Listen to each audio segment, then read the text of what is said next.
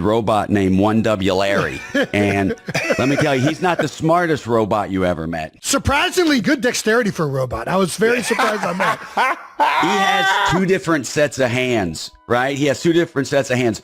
The first set of hand are tiny, little bitty fingers, tiny.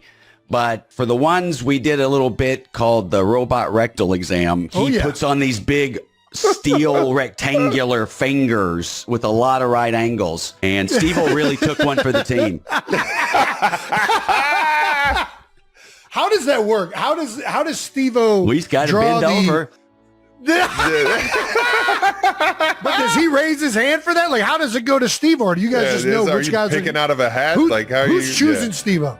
Jeff and I will, sometimes people will raise their hands for things. Sometimes the will be written specifically for them. But for that one, we just kind of landed on Steve-O, and Jeff went and talked to him. He's like, yeah, dude. Because Steve-O from the first movie refused to put the toy car up his butt because his dad was upset over it. And I think that really got under his skin. So now he's putting everything up his butt. So I mean, I'm serious. Just I'm not to even really joking. stick it to him. Yeah, it's crazy. Yeah, that was fun. And Adam Ray, the comedian, does the voice of the robot, and he's so Shout out funny. to Adam. Adam, baby. Yeah. Adam's super talented. He kills it. Yeah, no, you guys did a great job with the robot. And like Trav said, the intro, very Jackass intro, like on another level. I mean, I don't want to give away too much. I don't know what we can't give away, but if you love the Jackass intros, you're going to love the intro for this movie. I will say, being older now and watching it, I don't know how you feel, Johnny. I feel more of like a sense of, when I was younger, just laugh out loud, no care in the world for what's happening to this guy. Now that I'm older, I'm kind of like, oh man, why is he doing that? Like, there's going to be like I feel a sense of like, there's ramifications for these decisions. When I was younger, I didn't think about that one bit. Well, the culture has changed so much, you know, just there's so much more information on like concussions and this and that. And it does make you think like, oh man, I should have went to college, but I didn't. So I did what I had to do to support my family. But I mean, I would still be doing all the stuff I did before had it not been for the last concussion at the end of Jackass Forever. It kind of sent me offline for 6 months. And after that, the doctor said, you're done. And I talked to my kids and wife, and I said, look, I'm done. So, but had that not happened, I probably still would have been doing it. And I think ultimately it worked out for the best because, you know, you only get so many chances, I believe. No doubt. No doubt. But I'm good now. And now we're talking about robot rectal exams. That's right. That's right. We can move on from that. It is just, sorry, I don't want to, it is just crazy how sometimes those things like. Did you have a lot of concussions? They can bounce. Oh, I know. Travis had a couple documented. I've been knocked out of a few games. Yeah, right. Because you're like running you're like in the heat of it on the line. I can get blindsided a little bit different than Jason can. And having the ball could put you in some awkward positions. But I've been fortunate that I've only had a few, and yeah. You ever blindside Jason when he gets out of his truck? God damn it! I wish, man. I wish. Hi, my name's Travis Kelce, and this is The Blind Side. Well, you do have one of the best football Jackass moments of all time with Jared Allen. What was that like? Oh, man. He can hit. Yeah, he can. And he's a nice guy. But so before he was really having trouble, like he was feeling bad about what he was about to do. And Tremaine, he's a good man. Yeah, and Tremaine, who's very sympathetic, goes, your job is to murder Knoxville's face. And then he like saw that we wanted him to go full speed, and then he got into it, thank goodness. It's like when I fought Butterbean in the swap meet. He showed up that morning. I'm like, Butterbean, I need you to go full speed today. He goes, Johnny, I cannot do that. I'm like, I need you to go full speed. He goes, you don't got to beg me. I said, oh, shit. But it's not funny unless you go full speed, you know? Oh, no, you got to go full send. You can tell if it's not full speed and it's not real. Do you have which sport was the the hardest hit or the one that was the most brutal of all the like sports specific ones you've done? Well, I think my career as a bullfighter has taken the most punishment. Jason, is this where your like love for like running with the bulls started? Yeah, no, I don't know. I don't know. I think when we had a farm that we would go to in West Virginia, and you see animals for the first time, and you see a horse and you see a cow, and it's like jarring for how large those creatures are. Yeah. And bull riding, watching it is just one of the most insane things you can watch. Yeah. So obviously seeing you go and do things that no sane human being would decide to go do. Like, how do you get that in the back of your head? Like, I would watch the cowboy poker stuff on YouTube and think that is insane. Yeah. And you would just be out there by yourself, like, right, taking full-on shots. So where did your affinity of bulls come from? I love bulls. They absolutely hate you. And really, and they hate movement. They don't care about colors or anything like that. If something's moving, they want to make it stop. And that's all we needed. You know, it's like the perfect animal to shoot with, because you're going to get footage. And I think a lot of my love for them comes from like all the great footage we've gotten. I know, and like what was going to happen to me was kind of inconsequential, really. I was just wanting the footage. So yeah, they're wonderful animals. They're so smart too. You can't like fake the same way twice with the bull, because if you go left that second time, he's going to be sitting there waiting on you. Oh, no. Yeah. Oh, no. Oh, yeah. Oh, my gosh, man. He had to learn the hard way. I know a lot about bulls, and I kind of learned on the job. They're amazing. So you're going to run with the bulls? Is that the idea? That is a life ambition of mine. There's been a bunch of guys tweeting at me, drinking beers. They won't stop drinking beers until I agree to run the bulls with them. I see you guys. I just want to let you know, I see your tweets. I really want to go. It's just trying to figure out the time where it works out. It looks like just so much fucking fun. I think you'll get some footage. You got to be careful, though, because those Spanish bulls, they don't blunt their horns. They got swords sticking out of their head. Oh, man. Yeah.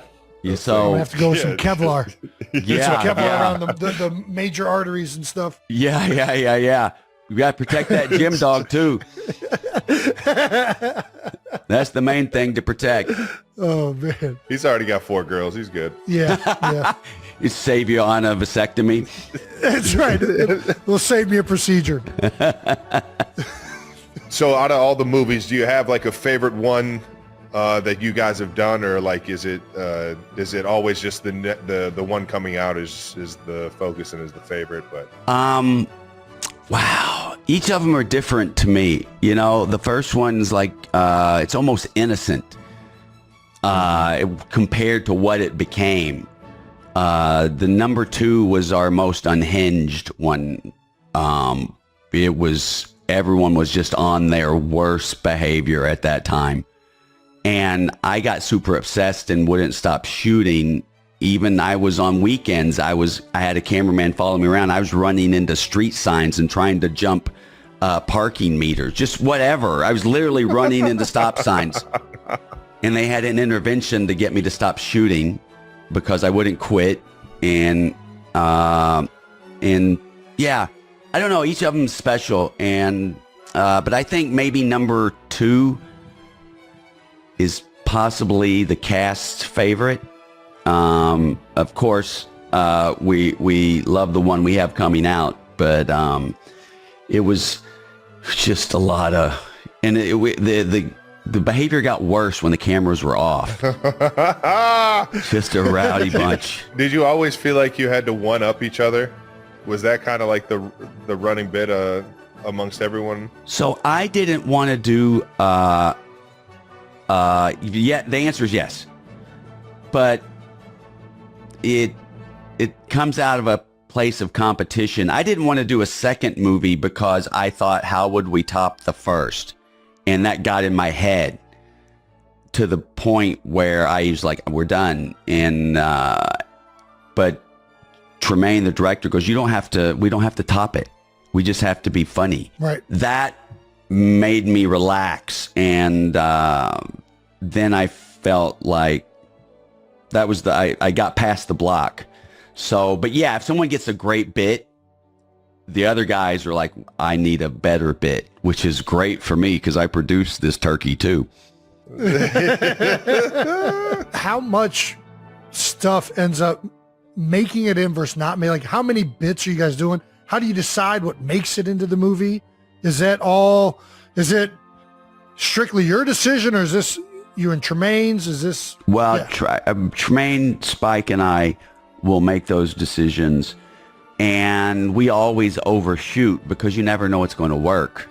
You'll take a high concept idea which you think this is going to be gold, and it doesn't turn out at all. Then you'll take another idea, a non-idea, somebody go get a tube of super glue and bring it back to set, and you'll get an amazing bit just with that, because it just depends. So, and sometimes you'll have bits that are similar in the same movie, and you're like, well, we can't use both of those. Or we'll have too much gross stuff, or too much blunt force trauma, or too much of this. So we kind of spread it all out. I got to talk to you about one of your most iconic bits. Did you think that Bad Grandpa would turn into what it is? Oh my God. Talking about anxiety. We pitched 2 movies to the studio that day. One, Bad Grandpa, and another, it's a karate film with Willie Nelson. And we wanted them to not pick Bad Grandpa. It was with the Broken Lizard guys and Willie Nelson. We wanted to do that film. And then they picked Bad Grandpa. And you've never seen 3 guys walk out of a studio who just got a movie greenlit more depressed. because it's going to be hard, right? Because the whole movie's predicated on reactions. And then it's like, what if we get nothing? We'll have to turn this into a Jackass film. And then they had a story, but we figured it out. And, I had to sit through makeup like 3 hours each day, and I was bummed about that. But after the first day of shooting, we got good stuff. Didn't make the film, but we got good stuff. And I used the time in the makeup chair to prepare for the day. And again, all my anxiety went away after that. And I was like, we got this. So Bad Grandpa, oh man, that was fun. It was my dad's favorite thing we ever did, you know. So good. Yeah. My old man loved Bad Grandpa. Irving's a real, he's a dirty old man. Did you get any inspiration maybe from your dad? Oh yeah, my dad was kind of like, there's a reason I became what I did. Because my dad he would prank his friends all the time, with got it. He had a tire company, and he would make his employees X-Lax milkshakes, or he would send them letters from the health department saying they contracted a venereal disease, and it would be on rubber stamped VD Clinic on the letter, signed Dr. Harlan C. Titmore, and people would go to the health department with this letter. Or the wives would meet the husband. The wives and the wife's mom would meet the husband when he got home from work that day. It was a joke letter, right? But sure, the wives would be upset. One guy pulled a gun on him for it. And he would also stage gunfights at his Christmas party. Gosh. At a Christmas party. Yeah, he would have 2 guys get in a fight. He's like, okay, now you guys are going to get in a fight, and then you're going to pull out your guns and start shooting. And then everyone runs out into the street. So the next year, there's 2 new guys. He goes, hey, guys, so you guys are going to start fighting, and then you're going to pull out your guns and start firing at each other, and it'll scare everyone, out of the party. So they did what Dad told them to do, and they pulled out their blank guns, obviously, and start firing at each other. But Dad had given everyone else in the party blank guns. So they fired at those 2 dudes, and those 2 dudes ran off. Oh my gosh. Yeah. This all adds up.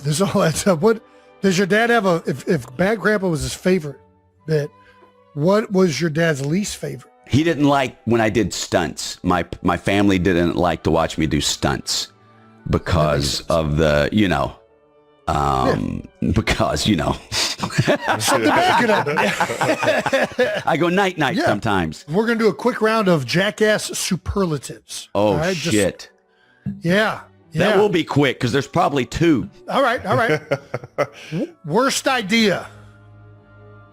Worst idea. Oh, for a special we owed to MTV, we owed 3 specials usually when we're promoting. And I had an idea to do, for the first movie, a town hall where everyone could ask all the guys questions because we were in the news a lot for copycats and everything. Yeah. And not only did all the guys show up wasted, me too, everyone, like, I supplied the booze, most of the pills, and it was just a shit show. Like, the guys were answering the worst questions possible to whatever the town asked. Kurt Loder moderated it. And at one point, Dave England, who's wasted, keeps jumping off the stage. And we're like, Dave, we stopped 3 times. Dave, you got to stop jumping off the stage because you're getting close to people. You cannot do that. Okay. 30 seconds later, he jumps off the stage, bumps the podium, and the podium bumps into a lady, and she falls back on her butt. She was fine, but it was horrible. I'm like, what did he tell you? Anyway, long story short, our first movie cost $6 million. That lady sued MTV for $7 million and got her money. Oh my gosh! Yeah. Holy cow! So that was a pretty bad idea. Yeah. It was like more of a series of bad ideas. How can I make this worse? Compound bad. Who wants some pain pills? What do you think your proudest moment on Jackass was? That I did this with my friends. I created something with my friends, and we've been through so much together, and that's my I think that's my most proud moment. That and making history with the robot rectal exam. Yeah. Yes. Right. Guinness Book. Wait for everybody to see Hey, that. Jason, I'm just spitballing here. I have the robot from the movie. And what do you think? Hello, my name's Jason Kelce, and this is the robot rectal exam part 2. What do you think, Jay? I still haven't had a human rectal exam. I need to go. Oh my goodness! That one first. I mean, then it's a no-brainer, right, Travis? Yeah, you don't know what you don't know.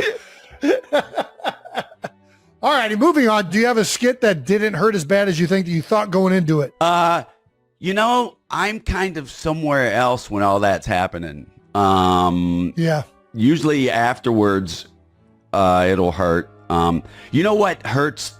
Like, because sometimes you just, like a bull runs you over or Butterbean knocks you out. You're snoozing. So, but I tell you what sucks is pepper spray.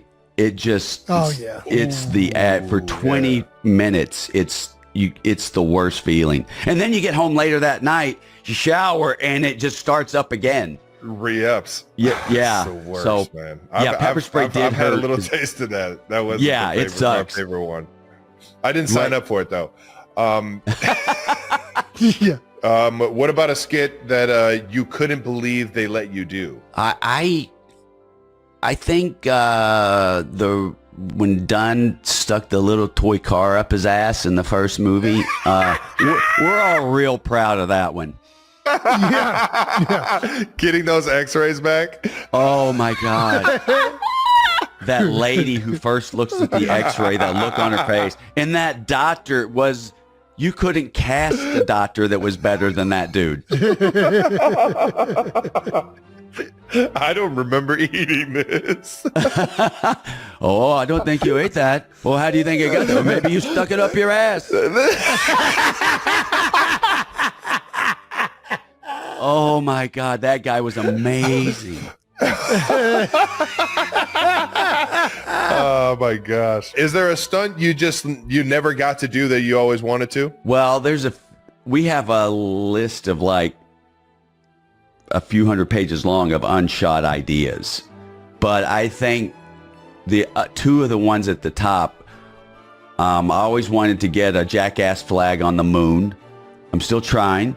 And yeah. And Dave England, who the aforementioned Dave England, who cost Viacom $7 million, only has one nut. And we always wanted to get him like a new nut. And we decided we want to get him a new nut that lights up. And we did. And for 15 years, we've been trying to do it. And the last second, the lawyers always kill it. And I can show you, I can maybe show you, oh, it's off. But our special effects makeup guy who does the makeup for Bad Grandpa, he can build anything. And he made a nut that for Dave, and because we were that close this time. And did you put like a battery in that thing or what? Yeah, let me see if I can turn my phone on just so you can see how fucking bright. Dave was going to be on fire. That one, I'm still upset over. That would have been one of my favorites. I already know it. Yeah. Do you have a Knoxville quote you hear all the time? Which one is the one that you get thrown at you the most? Probably is it's either get out of my bar or is Butterbean okay? Butterbean okay is iconic, man. Yeah. My personal favorite. I've got bursitis is one of my favorites. That is that fucking golf. I didn't even know what that was, and now I have it. Yeah, I actually have it. So I got what I deserved.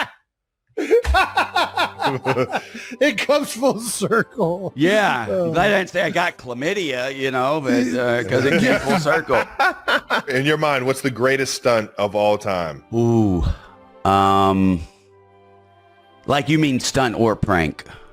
Yes, yeah, my bad. Yeah. I think the high five was pretty great. The Silence of the Lambs from Jackass Forever when we turned out the lights and started tormenting the guys. And another bit from the end of Jackass #2, which didn't age so well, was the Terror Taxi bit when Aaron puts on the dynamite vest and, I forgot about that one. Yes. Yeah, we didn't put that one in because it's like maybe that didn't age so well. Yeah, I don't know if you can see, but can you see? Yes. This was going to be the nut. Wait, he's going to put it under. This is what it would look like in someone's nut. He's getting ready to turn it on. Stick with me. Okay, that's the nutsack. That's the, oh! Dave would have freaked the fuck out. Yeah, it's tough. Like we couldn't do it, and it bugs me so bad. The fact Dave would have been down with that is hilarious. I mean, it's not over yet. I mean, it's still there. It's You know what? Who knows? I may need 3 nuts myself. All right. We're gonna do this. We got to ask section. Jackass is officially 25 years old. What advice do you have for parents who might have been taking their kids to see this for the first time? Well, I guess they'll be 18, 17. Well, you know what? I guess I hope they like butthole, because there's a lot of butthole in this movie. In the last movie, it was all about penis. This one's more butthole. So just have a good conversation with your kids that it's okay. Okay, stop whatever you're doing right now. I need you to hear this, because this is the kind of thing that makes you remember why we love these people so much. So you already know Travis Kelce. The man is everywhere. Super Bowl champion. Taylor Swift's boyfriend. Well, actually, hold that thought. Taylor Swift's fiancé. And the world is literally going crazy waiting for this wedding. Every single day, there's a new rumor, a new leak, a new insider source dropping something. And honestly, most of it is noise. But this, what happened on a podcast recently, this was real. This was raw. And I was not ready for it. So Travis Kelce is on this podcast, right? Sitting there being his usual charismatic self, laughing, talking ball, talking life. And somehow, I don't even know how the conversation went there, but somehow the topic of the wedding came up. Taylor's wedding. Their wedding. And Travis, being Travis, starts talking about the guest list. Now imagine you're sitting there listening, and you hear him say, Johnny Knoxville. Johnny Knoxville. The guy who has been launched from cannons. The guy who has been hit by bulls, bitten by snakes, and basically defied death more times than any human being should be allowed to. That Johnny Knoxville is going to be at what might be the most elegant, the most watched, the most talked about wedding in the history of celebrity culture. And when someone told Knoxville, when word got back to him, he was touched, genuinely, emotionally moved. Not in a fanboy way, not in a, oh wow, I got a VIP invite way, in a real, human, deep in the chest kind of way. Because think about it, Travis Kelce doesn't need to invite Johnny Knoxville. He's marrying Taylor Swift. His guest list could be presidents and kings. And yet he thought of this wild, crazy, absolutely unhinged daredevil and said, yeah, he belongs at my wedding. That says everything about who Travis Kelce is as a person. And Knoxville. Look, people forget this. Underneath all the stunts, underneath all the chaos, Johnny Knoxville is one of the most genuine human beings in Hollywood. People who know him say he's the kind of guy who remembers your birthday, shows up when things are hard, and never forgets where he came from. So when something like this hits him, when someone he respects reaches out in that kind of personal, meaningful way, it lands differently for him. He didn't play it cool. He didn't act unbothered. He was touched. And I love that. I love that he didn't hide it. Now think about the scene. Taylor Swift's wedding. Probably in New York, because of course it is. Manhattan, rooftop, golden hour. The whole thing looks like something out of a fairy tale. There are going to be A-listers in every corner.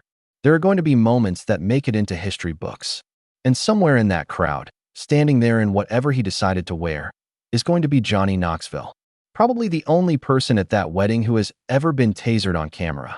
And somehow, that makes it more magical. Not less. Because that's what Taylor Swift and Travis Kelce are building together. They're not just building this perfect, polished, untouchable celebrity couple thing. They're building something real. A life where the people they love, their actual people, their genuine friends, are in the room. Not just the right people, the real people. And when Travis sat on that podcast and mentioned Knoxville's name, you could feel it. That warmth, that brotherhood, that thing between two guys who have a real connection, who see each other beyond the cameras and the headlines. This is the kind of story that gets lost. Because we're all so busy with the big stuff, the dress, the venue, the date, that we miss the small, beautiful details. Like the fact that Johnny Knoxville is going to be at Taylor Swift's wedding because Travis Kelce genuinely wanted him there. And if that doesn't make you feel something, I don't know what will. If you're new here, hit that subscribe button right now because we bring you stories like this, the real ones, the emotional ones, the ones that actually matter. Drop a comment below and tell me, what do you think Johnny Knoxville is going to say in that wedding speech if he gives one? Because I have a feeling it's going to be absolutely legendary.